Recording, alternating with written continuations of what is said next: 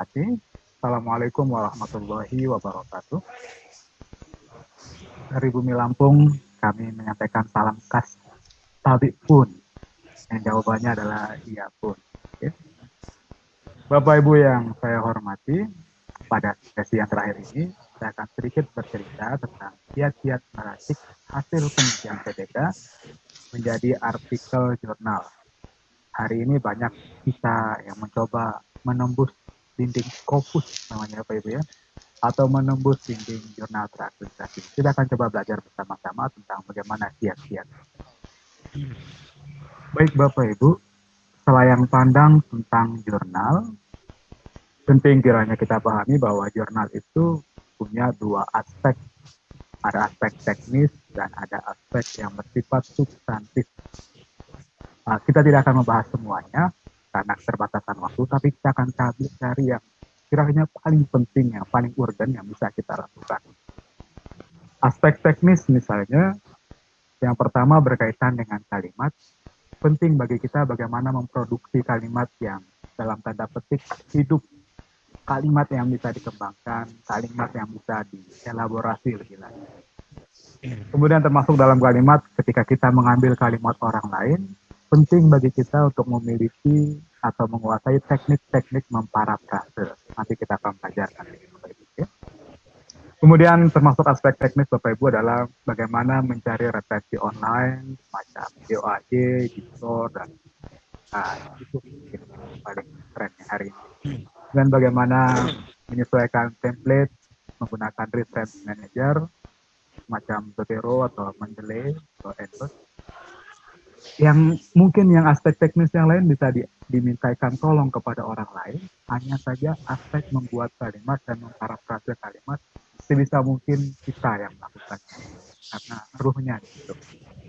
Nah, aspek yang kedua adalah aspek substantif, bahwa sebuah jurnal itu paling tidak ada rukunnya, ada komponen yang mesti ada di dalamnya. Biasa disebut dengan IMRAT, Bapak Ibu. IMRAT ada introduction-nya, ada pendahuluannya, kemudian ada metodologinya, kemudian ada result, hasil, dan discussion. Literatur review kadang-kadang bersifat opsional. Yang tidak kalah pentingnya adalah Bapak Ibu data. Beberapa kali saya mereview sebuah jurnal dan saya tidak menemukan data di dalam tulisannya. Padahal kalau tidak ada data, itu tidak bisa disebut dengan jurnal. Dengan kata lain, pastikan bahwa di tulisan kita nanti ada angkanya, ada grafiknya. Kalau ada grafik, ada tabel, ada sketsa, ada kutipan wawancara, atau ada pernyataan. Mesti ada data. Bahkan saya pernah mendapat mentor yang strict bahwa penulisan jurnal dimulai dari data, data, dan data. Karena begitu data ada, semuanya bisa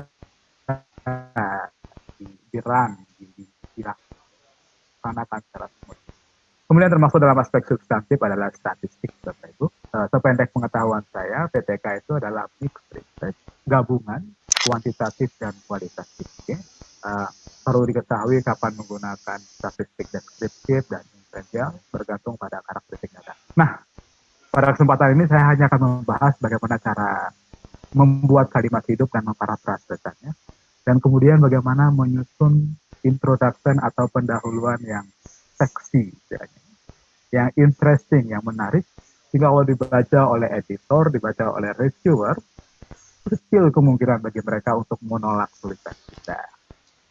Baik Bapak Ibu, kita akan mulai dari aspek bahasa dalam jurnal, selayang pandang Bapak Ibu. Bahasa penting Bapak Ibu, tapi not everything ya, bukan segala-galanya. Ya.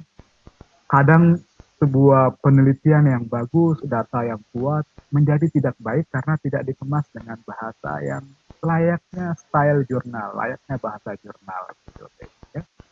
Karena bahasa jurnal halus yang lugas, to the point, ya, tidak pakai basa-basi, tidak pakai muter-muter. Hindarkan leksi sentences, kata orang, kalimat-kalimat yang berbelit-belit. Nanti kita akan coba lihat di dalam. Kemudian ini yang penting Bapak Ibu, urut. Ada logical order yang mesti diikuti. Misalnya penjelasan kita mesti dari yang general ke yang spesifik, dari yang konkret ke yang abstrak, dari yang mudah ke yang sulit. atau dalam bahasa penelitiannya mungkin dari teori turun ke konsep, dari konsep turun ke variabel, dari variabel turun ke indikator dan lain sebagainya. Oke. Urut artinya memang ada step by step logika yang jelas ya dalam penyampaian. Nah, kemudian Bapak Ibu menulis jurnal relatif lebih gampang, karena hanya 20 halaman. Oke, Bapak Ibu yang pernah menulis skripsi, tesis, bahkan disertasi mungkin 20 jurnal, 20 halaman, piece of cake ya, gampang sekali. Ya. Kita hanya diminta biasanya menulis paling tidak 5.000 kata. Oke, baik Bapak Ibu, berikut adalah kiat-kiat atau aspek teknis bagaimana menyusun kalimat yang hidup. Ya. Saya kira ini pelajaran yang pertama yang kami pelajari ketika harus menulis jurnal. Bapak Ibu, kiat pertama adalah kita menggunakan penomoran. Okay. Coba lihat yang tinta merah, yang dicetak merah. Mungkin kita pernah membaca kalimat pembuka semacam ini. Ada beberapa tahapan dalam melakukan penelitian tindakan kelas. Kalimat ini tidak lugas seperti itu ya, karena menyebutkan beberapa tahapan. Nah, langsung saja Bapak Ibu, disebut terdapat 4 tahapan dalam PTK. Pertama, planning, jelaskan. Kedua, acting, jelaskan. Ketiga, observing, jelaskan. Keempat, reflecting, kita jelaskan. Kemudian setelah dijelaskan, jangan ditinggal Bapak Ibu ya, harus ada penutup agar menjadi paragraf yang solid, paragraf yang koheren. Misalnya penutupnya adalah keempat tahapan tersebut merupakan siklus yang minimal diterapkan 2 kali dalam sebuah PTK. Jadi paragraf yang bagus, paragraf yang smooth, ada pembukanya, ada kontennya, kemudian kontennya jangan ditinggal, kasih sedikit penutup. Oke. Jadi teknik yang pertama membuat kalimat hidup, gunakan penomoran Bapak Ibu ya. Pertama, kedua, ketiga, dan lain sebagainya. Oke. Teknik yang kedua, kita menggunakan, saya menyebutnya penanda demarkasi. Sering-sering kita membaca misalnya tulisan pembuka, ada banyak faktor yang mempengaruhi keberhasilan PTK. Memang banyak faktor, misalnya lebih dari 4 itu kan memang banyak Bapak Ibu ya.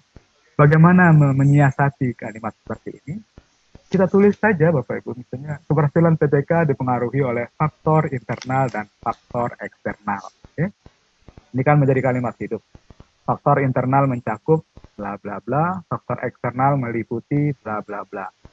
Sekali lagi, beri kalimat penutup dan jangan ditinggal. Sehingga kalimat penutupnya adalah faktor internal misalnya tidak lebih penting daripada faktor eksternal. Oke? Oke. Masih semangat Bapak Ibu ya? Oke, aspek teknis yang ketiga dalam menyusun kalimat hidup adalah Bapak Ibu, coba beri arah, beri orientasi pada kalimat pembuka yang kita buat. Misalnya kalau saya menulis PTK adalah salah satu jenis penelitian, so what gitu ya.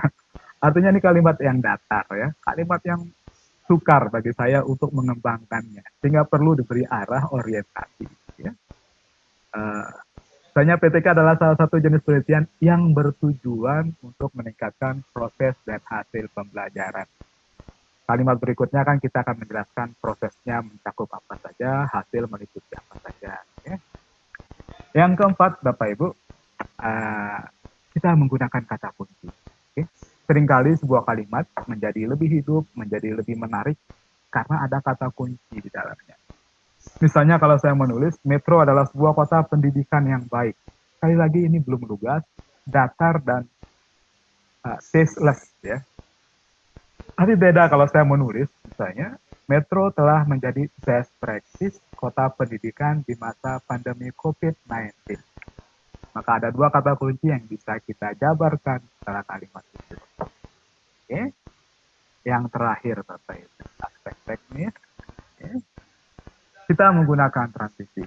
Misalnya ketika teknik 1, 2, 3, dan 4 kita tidak bisa menggunakannya, mungkin kita bisa menggunakan teknik yang kelima, yaitu transisi. Misalnya, mengutip pendapat para ahli dalam meningkatkan kualitas isi, mengutip pendapat para ahli dapat meningkatkan kualitas isi sebuah artikel ilmiah. Jika kita mentok ya, kemudian gunakan saja transisi, Bapak Ibu. Namun demikian, pengutipan tersebut mesti dilakukan secara seksama melalui teknik-teknik parafrase yang tepat. Okay? Jadi ada 5 kiat-kiat bagaimana menyusun sebuah kalimat yang hidup. penting membuat kalimat hidup karena ia termasuk aspek teknis yang pertama yang kita tidak bisa wakilkan terkadang kepada orang lain. Bapak Ibu yang saya hormati, semoga masih semangat di sana. Oke. Bisa ditambah lagi kopinya. Aspek teknis yang kedua memparafrase. Kita tidak bisa menulis jurnal tanpa mengutip orang lain, ya, tanpa berdiri di pundak para raksasa ilmiah itu, Bapak Ibu. Oke. Seringkali kan kemudian kita mengambil kutipan, tapi kutipan tersebut sebaiknya tidak ditulis dalam kutipan langsung, Bapak Ibu, ya, karena itu akan mempengaruhi tingkat similarity. Ya. Tidak baik menulis kutipan langsung, kecuali itu definisi yang benar-benar tidak bisa ditawar atau ayat Al-Quran atau perundang-undangan. Untuk itu kita perlu mempelajari teknik memparafrase. Sekedar refreshing saja bahwa parafrase itu mengambil ide atau gagasan dengan merubah redaksi. Ya. Saya ingat di kelas menulis kalau kita ingin membuat parafrase, maka kalimat aslinya itu harus tinta merah, kemudian kalimat parafrase-nya harus hitam. Di slide misalnya kalimat aslinya 2 tambah 3 sama dengan 5. Parafrase-nya menjadi 3 tambah 2 sama dengan 5, atau 4 tambah 1 sama dengan 5. Ya. Oke. Parafrase penting Bapak Ibu karena setiap jurnal yang sebelum dipublikasikan akan melalui sebuah uji Turnitin atau uji persamaan. Oke. Lebih dari 20% jurnal kita akan ditolak. Bapak Ibu, ini beberapa teknik dasar dalam memparafrase. Ya. Yang pertama adalah kita mengganti kata yang artinya senada, sinonim lah. Misalnya di situ tertulis PTK minimal terdiri dari 2 siklus. Ya. Ada kata minimal. Kata lain dari minimal? Ya, betul Bapak Ibu. PTK paling tidak terdiri dari 2 siklus. Ya.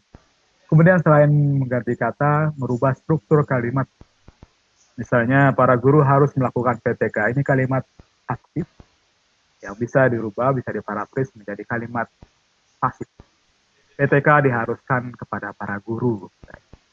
Atau dengan merubah tatanan kata atau word order.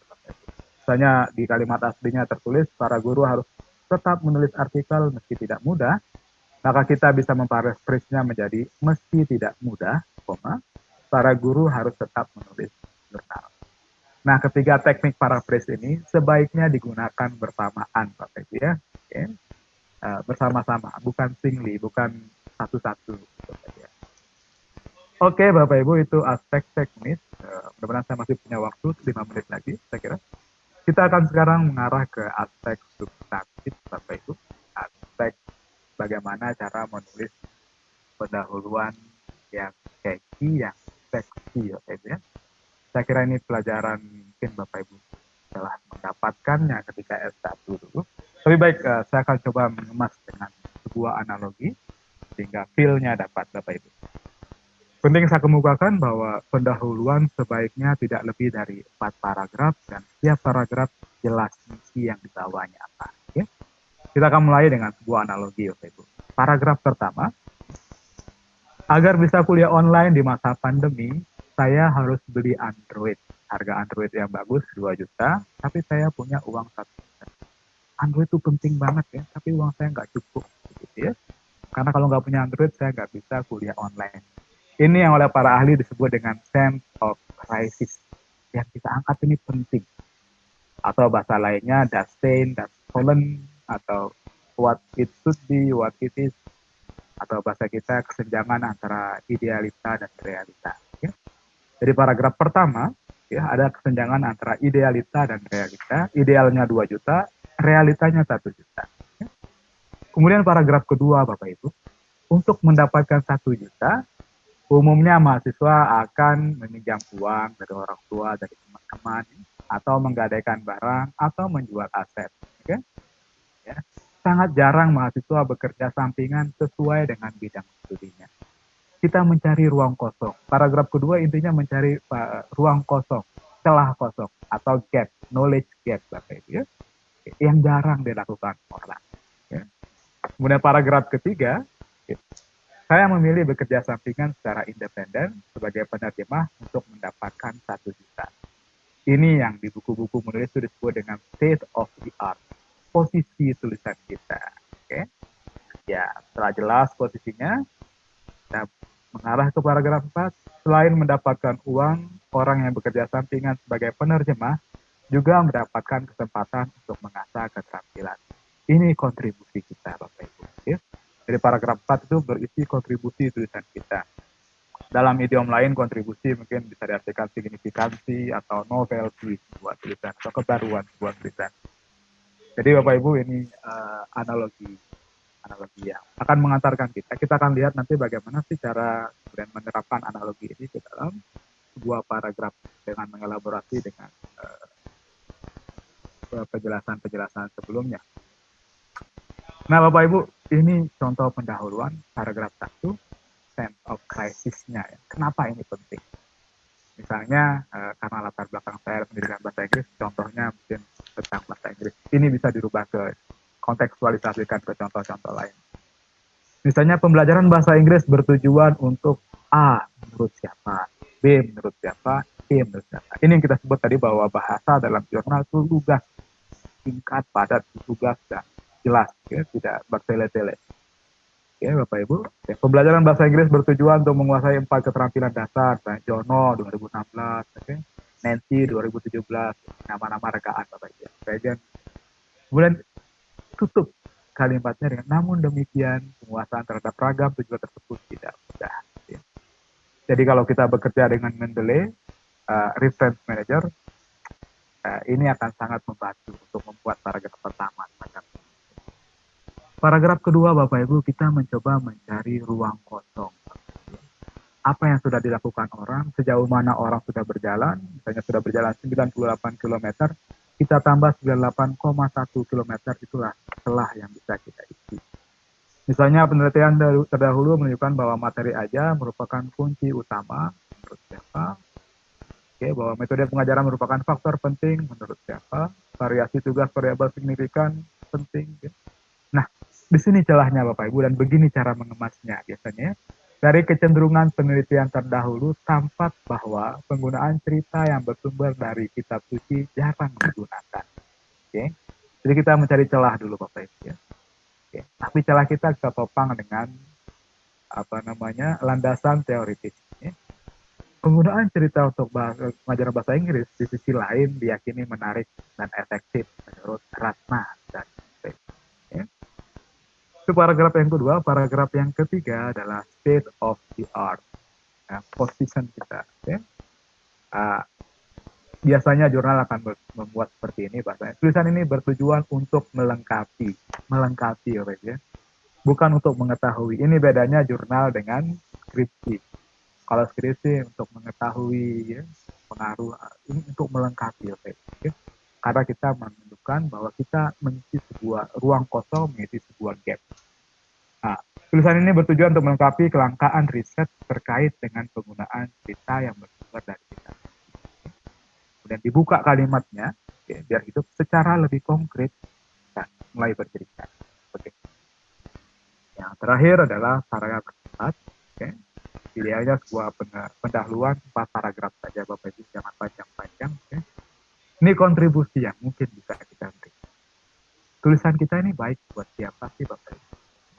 Dapat kita jabarkan, hasil penelitian ini membantu para guru bahasa Inggris di sekolah-sekolah berbasis agama Islam dalam memanfaatkan materi ajar yang bersumber dari khasanah keislaman untuk meningkatkan proses dan hasil pembelajaran. Dibuka lagi kalimatnya secara lebih spesifik. Saya kira itu Bapak Ibu yang bisa saya sharingkan pagi ini. Mohon maaf jika ada pesan yang tidak menyenangkan dari pembawaan saya. Okay. Tapi intinya adalah mari menulis pendahuluan yang baik, karena seringkali permulaan yang baik itu berarti menyelesaikan taruh pekerjaan. Orang Inggris mengatakan well begun is half done. Kalau bahasa ibu sekretariat kami innamal a'malu binniyat. Saya kira itu Bapak Ibu. Oke, terakhir IAIN Metro memiliki berapa jurnal ilmiah? yang dapat dijadikan sebagai kanal atau saluran publikasi PTK yang bisa Bapak Ibu akses. Saya kira demikian dari saya kembalikan kepada Ibu Moderator. Assalamualaikum warahmatullahi wabarakatuh.